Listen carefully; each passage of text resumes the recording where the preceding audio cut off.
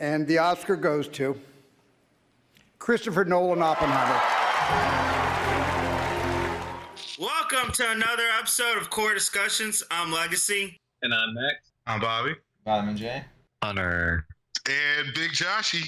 All right. So welcome to another episode. Thank you for tuning in to this time. Please like, share, subscribe, do all that great stuff. And today we are going to be discussing something very great. We are going to be discussing one of ours, if not our favorite director, Christopher Nolan, a legend, arguably the best of the new generation directors. So far, he has done 11 films that have done theatrical releases. So we are only hitting his theatrical releases. So, gentlemen, are we ready? Yeah, let's do this.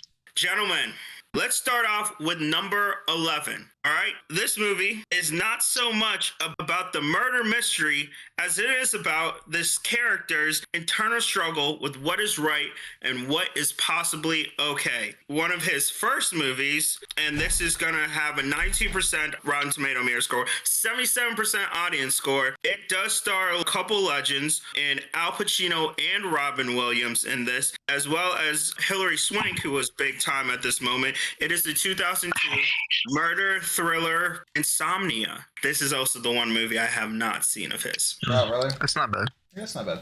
It's not bad, but it doesn't feel like a Nolan film. No. Yeah, I'd agree with that. Yeah, that's a very good assessment. It's definitely early in his career, still getting his feet wet in Hollywood. Him and his brother, with the writing and directing, but it didn't have that signature Nolan mark. So I definitely agree with that, Bobby. Yeah, still a good movie. Ain't nothing wrong with the movie. But It had Pacino. How could you not? yeah, and Robin Williams, top-notch actors. And I did like the setting. Can't go to sleep, but it's always daytime. Mm-hmm. Which that would drive me insane in real life. It was always daytime. I mean, it's good. I like the scene where they're talking on the boat, just a little back and forth between them. That's probably my favorite scene on there. Basically, it's just, it's a good movie. It's probably like a 7 out of 10. But like I said, it just doesn't pop out. Can we talk about Al Pacino's dirty-ass fingernails? Stop talking about his fucking fingernails.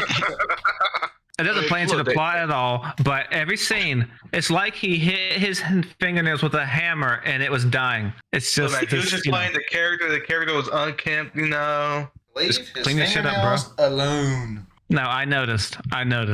Every time we talk about the movie, he brings up the fingernails. And he had a hard time sleeping because it was daylight, like you said, and his idea was to put newspaper up. I don't know why he didn't invent some blackout curtains. When you're that tired, they don't exist in this world, okay? Didn't you hear? They don't exist. When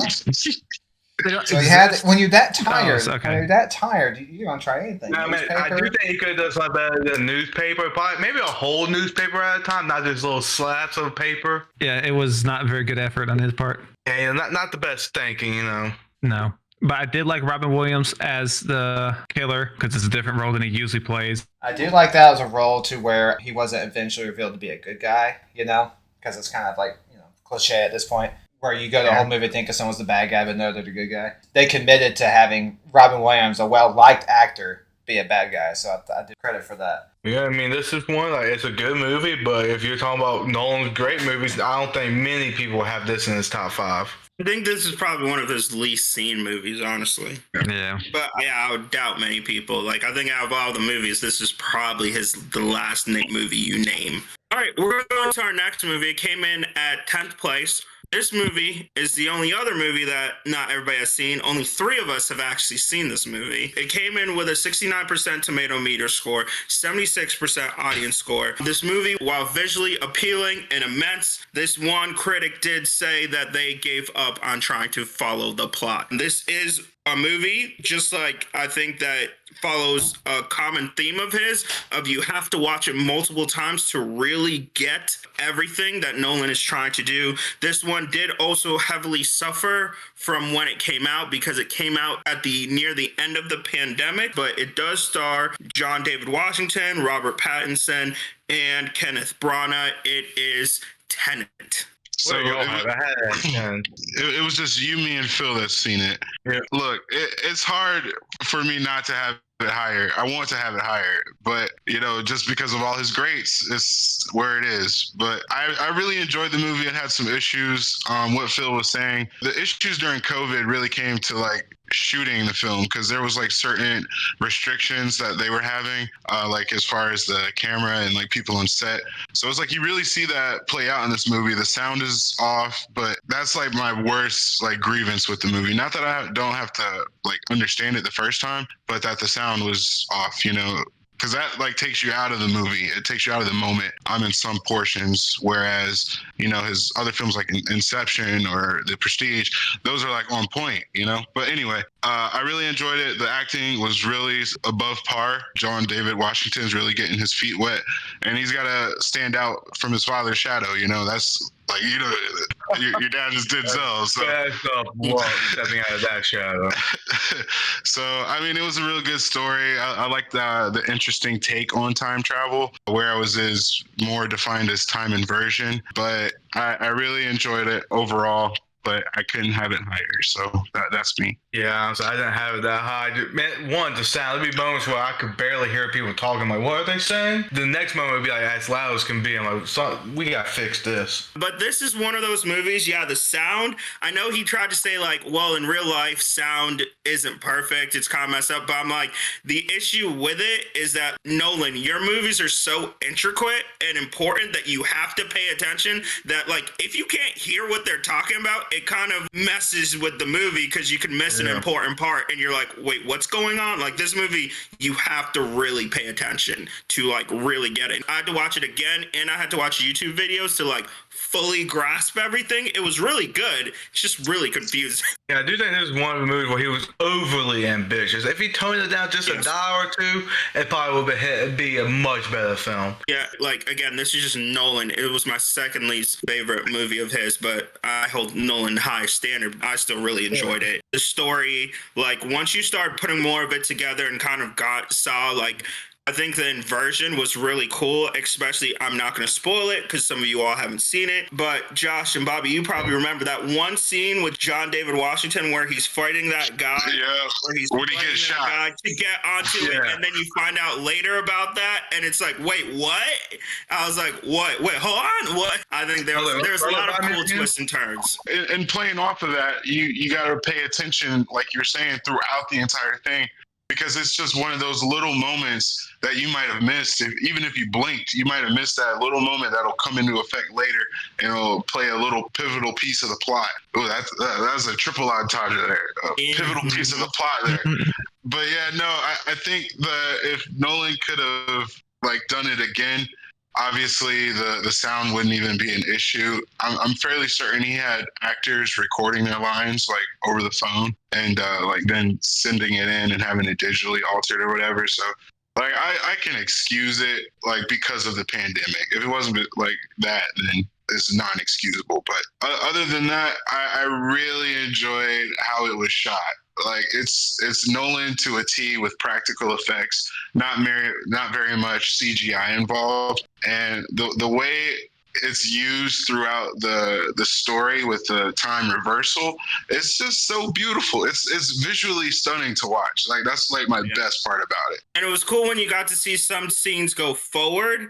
And then right after that, when they did the inversion, you saw that scene again, but like the other way. So it's kind of like, oh, wow. Like it was really cool kind of seeing that. All right. So we're going to go into our next two films because there was a tie at 8th place. The first one we're going to talk about had the audience and the critic score was exactly the same. Both came in with 94%. One of the critics did say, I can't remember when a movie has seemed so clever, strangely affecting, and slyly funny at the very same time. This movie stars Guy Pearce, Carrie-Anne Moss. It is Memento. I feel like since we all have it so low, and don't get us wrong, those watching this at home, we love these Christopher Nolan movies. By no means is this a bad movie. It's critically acclaimed. It's the one that got him started. But for us to have it this low on the list is just a testament to how much we love his other movies. So don't get us wrong. It's a good movie,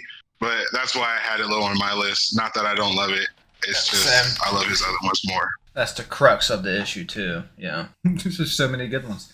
It's like banger after banger, and he always has a stellar cast. Like I've never had an issue like watching one of his movies and didn't like it. And Guy Pearce doing his thing. So it's just so good to see this play out. But most of his movies involve some sort of reference to time, and watching it get started here is what brings it together. A lot of times with Nolan's movies too is that his movies are completely different on a rewatch than it is the first time watching. Yeah. Oh yeah. Especially Like, Memento. when I first watched Memento, my mind about Teddy was blown when I watched it. But then you watch it the second time, like, the signs were there the whole time. Yeah, also kind of leaves it ambiguous. The endings are always kind of like, you got to put it together. Like, there's a lot of thought-provokingness to his movies. And I saw this one thing. They talk a good point, like at the end, again, this is going to be spoilers in this movie. When Teddy is revealing everything to him, like, are you accepting, even though he's telling you this is true, it's like, but are you still questioning, like, wait, this isn't true, right? This has got to be fake. And I love it goes into that and really has a point of, like, the lies sometimes we tell ourselves to help us find purpose and to help us get through our lives. Now, I will say, when Teddy told Lena that he already killed the guy who broke into the house, I'm like, wait, so we're never going to see that conflict resolved? It's already done? Yeah, you never really see the whole thing. It's been about something else. And also, when you found out how evil Carrie Ann Moss Bro, she was right? When you see that, like, quick, like, how evil, and, like, you kind of feel bad for Lenny because all these people are using him. And, like, when she even says, I'm going to use you, and the villainy of her character, she played this so well. Remember when he hits her, she goes back in the car, stares at him the whole time of, like, I'm about to spin you a lie and lie straight to your face and make you kill Teddy for me. I just told you, and I'm gonna walk in like I'm a victim. And you, like, that scene, I felt really bad for him. I'm like, man, this poor guy. Well, Philip, you mean after the verbal beatdown she gave him?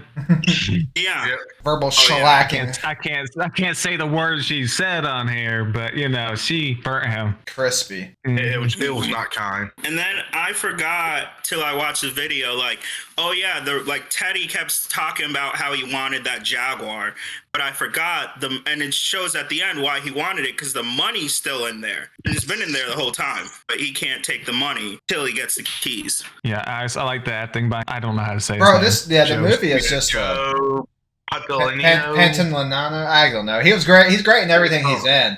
Matrix, Sopranos, this movie. Who had Memento the highest? I probably did. That's how I Actually, in real life. But. Yeah, you and The Mountain both had it, both fourth spot. Fourth. Dang. Yeah. Wow. Yeah. Wow. I probably had it the lowest, and like I said, it's not a testament to. I love the films, but I love everything else too. So. All right, we're gonna go into the movie that tied it. It had a 92% tomato meter score, 81% audience score. This film also dealt with time in a different way. It's masterful visual storytelling on an epic scale. This one actually involved time with featuring 3 different storylines that took place. One taking, I think, an hour and a half, the other one a day, and the other one like a weekend. Playing all at the same time. It stars Tom Hardy as well as Harry Styles. This is one of his more recent, and I believe this was the film that finally got nominated for Best Director. It is Dunkirk. No, I had that very high. I had that. I think I had that quite high as well. No, that was No, I didn't. I had it number 7. Never mind. No, Yeah, it was near the bottom for me as well. Yeah. But worth But it was middle of the road. I love the movie though. It's a great movie. Yeah, and also other directors such as Quentin Tarantino have called this his best film. Lies. Do you know more about movies than He Quentin did. Tarantino? He did a podcast. He did a rewatchable with Bill Simmons on it. D3. Well, first of all, I got a history major, so of course, a history movie plays into my interest. And again, I like the interwoven stories. You got Tom Hardy being the fire pilot. Then you got Cillian Murphy being a little not coward. He had PTSD, very serious thing. Mm-hmm. And it did play it shows a pivotal part of World War II, Dunkirk, where everything, all hope seems lost, and all of a sudden you're pulling off this miraculous victory. And it shows the tides are changing, and everybody's starting to get a little more positive. And this show also a part that, while playing a very little part of Dunkirk, some civilians did risk their lives to take their boats from England to France to save British soldiers. For me, Bobby, I'm with you on that. I like seeing the historical accuracies told in a cinematic way. But for me, that cinematic view was those long shots. I love me a good long shot on the Bro, camera. yeah, Just yeah. models. Yeah, that's what it really comes into the effects of the visually stunning appeal that it gets. For me, and Christopher Nolan, he's not using the slow motion effects or massive CGI. But for this, and I feel like it was like right before the trend. What was it? I think 1917 came out, maybe a year before or a year after, where the whole thing was like that. But yeah, I just thought it was captured beautifully. I didn't see it in IMAX. I should have. You should have seen I most need of to Nolan's start films. I need to start watching his films on IMAX. That's what I need to do. Yeah, all of his films should be watched in IMAX. But yeah, no, I definitely enjoyed it. We gotta give credit. He got a good acting performance out of Harry Styles. Oh yeah, Yeah. absolutely. And also, this movie played a pivotal part in Jacob's life. He saw this movie and was inspired to be a hero. I saved the man's life. You want to tell what happened after that movie? He saved the man's life. Man, the story. I love this story. So as we go to leave the theater after seeing the great experience that was Dunkirk, this older gentleman fell on me, and I very clutchly grabbed him hooked underneath the arms, and made him stood him upright. It was very smooth. Y'all should have seen it. And he would not let me help him guide him down the stairs because I guess he still wanted to protect his pride. He's a big dude, easily over 200. He could have died. Yeah, He could have died. Dare I say it? He was like 400 Now pounds. imagine if Jacob watched a movie that did not inspire that type of bravery. Imagine if he watched like And apparently, Avatar. Max was like two He people. Yep. Max like two people behind me, wondering why the heck the line isn't moving. Yep. I didn't see any of this. I was like, why the hell are we not going? Let's move it, people. Just so inconsiderate. I'm busy performing a heroic act, and he's like, "Oh, it's good on." What's the hold up here? If he watched a non-heroic movie, he might have let the guy fall. He wouldn't have been paying attention. If I had watched Iron Man 3, I would just let that guy die or something. You know? Oh my god. No, because you would have left before then. No, Jacob would have said, "Take me with you." He would have said, "Take me with you." You would have let him fall on him. Yeah. Beautiful. That's all fine and dandy. Still not one of his best films. This is really interesting to me as far as like one of his movies goes, because most of the time you'll see him have these really megastars actors, the DiCaprios, the Christian Bales, and they'll feed off of each other like in the scenes that they play. But in this film, it was really more done separately, where those characters were never in the same place. So Harry Styles never really got to interact with Tom Hardy, like stuff like that. Yeah. But still, Christopher Nolan was able to make these like actors portray like the historical soldiers that they were at the time, like depressed, sad, angry, and then Tom Hardy still fighting on with no gas. It was just like those little moments throughout the film like that. I liked seeing the characterizations done with the actors that you normally wouldn't get. And I know if there's a history nerd out there, you're going to say, oh, yeah, but the German planes have the wrong color tip. I know that. He did it because it's easier to see on film instead of having two planes that look very similar. That's why they have the yellow cover on them. Yeah, I was going to say, wasn't it yellow? Yeah, they had yellow a little later, but not during that time. But just visually, it makes it easier. I also like seeing how the story started to intertwine. I think it was the pilot, Tom Hardy, and then the Frenchman on the boat when it had splashed down, or when he had splashed down his partner or something like that. I like seeing how that played out back, because he's using the time effect, or not really time travel in a sense, but just how it's drawn out for the plot. I liked how it went back to show what happened. A sad story for that pilot, but Yeah. And I'll say, watching these movies about World War II makes me so good. I mean, while the world is going to hell in a handbasket right now, we're not in the world yet. Yeah. All right. We're going to our next movie, our number 7 film. This one had an 87% tomato meter score, 90% audience score. This movie is one we've talked about before. This movie is highly praised. It is 2012 classic starring Christian Bale, Morgan Freeman, Tom Hardy. It is The Dark Knight Rises. Ooh. Some people say the voice is hard to understand. I never had an issue understanding. Not particularly. For Bane? Yeah. Nah. You know, a lot of people complain that it was hard to understand him. I never had that issue. I think the issue really stimulated from the trailer when There was the first trailer there was an issue, but they amplified his voice. Projected out into the film. I think that's gotta be it. I think that's some it. people still said he was like a little hard to understand at times. Yeah, that's what I'm saying. I'm saying like they blamed it from the trailer, like he still sounds bad. Like, but no, I could understand him just fine. So many quotable lines. I think he had put on, I want to say it was maybe 15 pounds of muscle for that role, but he had just did Warrior, where he was a UFC fighter, so he had already had muscle. But it comes back to the practical effects that he uses. He's not gonna do this Venom CGI that'll make Tom Hardy really humongous, even though that's probably the comic book accurate visual that we would probably love to see done correctly, of course. I think I wanted to stand up and clap when he climbed down that chain, but all right, go ahead. We could talk about that chain for all day. So many quotable lines.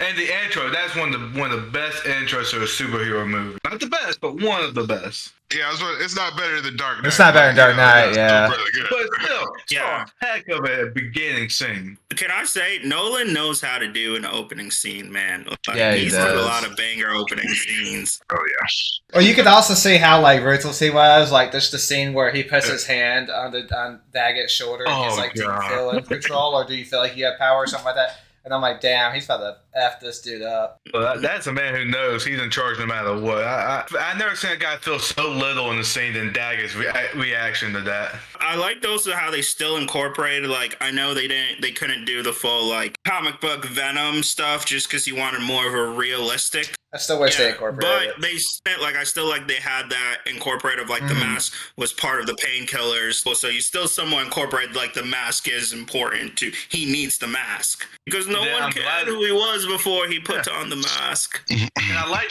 that Nolan did have Bane break the bat. Because sometimes, Marvel, nice. they're too scared to go commit to something like that. One of my probably favorite things about the movie is that it comes full circle from Batman Begins. It's Bruce Wayne and the entire city of Gotham dealing with the consequences of Bruce Wayne's actions by Ra's al Ghul. It's the consequences from not dealing with your past trauma and it coming back to haunt you. You leave one member of the League of Shadows and he could set your whole city afire. So I liked how it didn't steer away because it was supposed to be a whole nother movie with Heath Ledger, and unfortunately due to his untimely passing, they had to re-up. But it was still a good story and I loved the movie. Yeah, I was gonna ask. So y'all like Batman Begins more than you like Dark Knight Rises? 100%. 100%. It's close to me. But there's two scenes in particular that are really awful in this movie. Talia al Ghul's death scene. Oh yeah, that's bad. Talia al Ghul's death scene and the fight choreography. The one extra who just falls down for no reason. Yeah, the fight choreography at certain times in this movie is not so great. But that's always been Nolan's problem. That's why a lot of his fights he zooms in a lot because he doesn't. If you look in the background, you see a whole bunch of stuff looks off. So yeah, the Bane Batman fight was on point. That was fine. That was fine. We didn't really Bane's Jacob's favorite Batman villain. Yeah. So that he finally got justice at the Batman and Robin. It must be a very exciting feeling for There someone. was nothing wrong with the first one. Yes, there was a problem with the first one. His death was a little weak. Yeah, I do. That was a consistent problem with Dark Knight Rises, that the deaths were bad. All right, let's go to our number 6. This had a 73% tomato meter score and 86% audience score. It does star several big names: Jessica Chastain, Matthew McConaughey, and Hathaway. It is Interstellar. Wait, you said this was number 6? Yeah, I voted it. It was. Wow. I'm gonna be honest. It's partially because of me because I It was definitely because of me too. I have it number 8. I put it 10. I think it's overrated. People put this in the upper. People put this in the upper crust of Nolan films. And I just wholeheartedly disagree. It is. No, bro, we about to fight. We about to fight. I love y'all, but we about to fight. Real quick. Visually amazing, but this was one of the few movies that I'm like, okay, can we wrap this up a little bit? Can we go a little faster? Like, Can you wrap it up? How about that? Can you wrap it up? Yeah. No, Are you telling me you like Dunkirk better? You like Dunkirk better? Yes, actually, I do. I do actually. I do like Dunkirk a lot better. No. This movie did not need to be 2 hours and 45 minutes. I think you just didn't get it. It did not need to be that long. Was it hard to understand? Wrap this up a little quicker.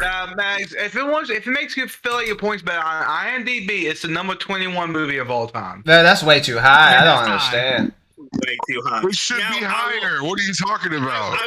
I will give it. It has that touching scene where he is banging on the door and trying to tell himself not to go. That's becoming me. God, that is a really good scene. But What about the scene? What about the scene later when he meets his adult daughter? That was pretty. That's good. That's a lot of good Like 10 scenes. seconds and doesn't acknowledge his family at all. You know, like it kind of bugged me a little bit. I was like, okay, But he don't know them strangers. You don't even That's not his family. That's her family, bro. What you talking about?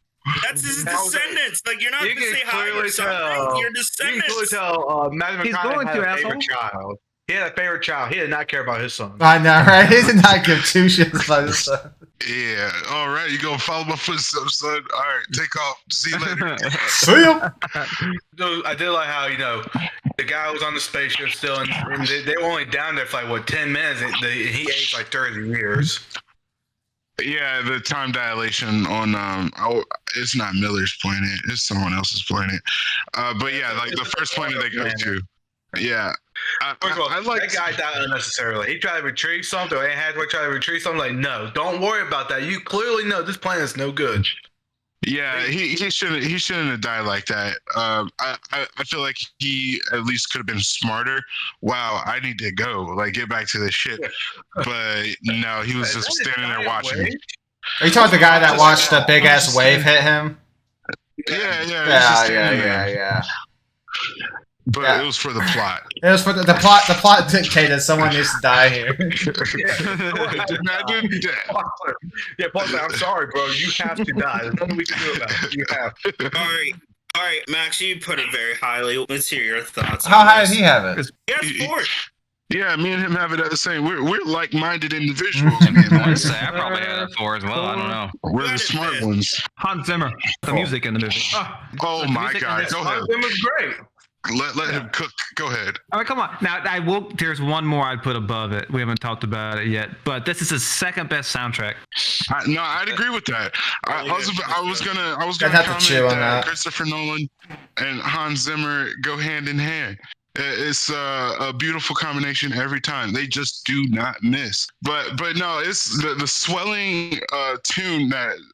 Oh my God, the score when the waves are coming, it's like every intensity. And then I think the last maybe hour of the film, the musical score does not stop. I want to say it doesn't. I could be wrong. Yeah, no, you're right. The last hour of the film, the musical score doesn't stop. But the last hour, the film could have stopped 30 minutes earlier. Oh my God, dude! No, it did not Shut up. No. I didn't see the twist coming. I probably should have. Where Michael Caine, the mission was never to get other humans off. It was just to get those 5 humans off. Yeah, it was built on a lie. The equation that he was supposed to have figured out for gravity or whatever. But I love how Christopher Nolan keeps Michael Caine around. Michael Caine. He keeps him around for his film. He's a recurring actor, and they have very good chemistry. But anyway, I just feel like it was done perfectly. And for those of you who have it lower, you're the minority on this video right now. So I don't want to hear it. It's not like we're saying it's bad. It's a great movie. Just this on the upper echelon of great. Bottom tier. Wait, Bobby, you're saying it's in the lower half? Like the redheaded stepchild putting it down near the bottom. It's a great film. See, guys, I say it's a great film. It's a as WWE was saying, it's a B plus player. Where do you have it on your list? Because now we were about to fight too. It's better than Dunkirk, that's for damn sure. It's definitely better than Dunkirk. Okay, you can stop. You can stop that right now. It is not better than Dunkirk. Well, so we might as well go to Yes, the next it movie. is. We might as well go to the next movie because it's a bloodbath. Buddy, it's decent at best. Decent. No. Decent. All right. Wow. Do me a favor. do me a favor, watch a little video on all the homework that Christopher Nolan put into this film. All of the there's some slight exaggerations because obviously this isn't an understanding that we're meant to it's the fourth dimension. We're not those type of beings, but he does the homework, the physics behind it all, tesseracts, like everything that goes into it, and then the ending itself. Like, tell me that's not a mind. It's not a mind blower, bro. My mind was, bro. Look, I can't understand how you walked out of the film feeling disappointed or not. Like, it was what it was, bro. It was beautiful to watch. It was beautiful to listen to, and I just don't understand. Help me understand. He also did a lot of homework on Dunkirk, but my issue with the movie, too long. I don't think he gets it. Yeah, man, you don't get it, bro. Yeah, I love this film. I had it in the top 5, and I wanted to put it higher. This is his weakest film. This is the weakest film I've seen. And I'm not saying it's bad. It's just wow. Yo, next time you're in North Carolina, bro, come see me. I just want to talk.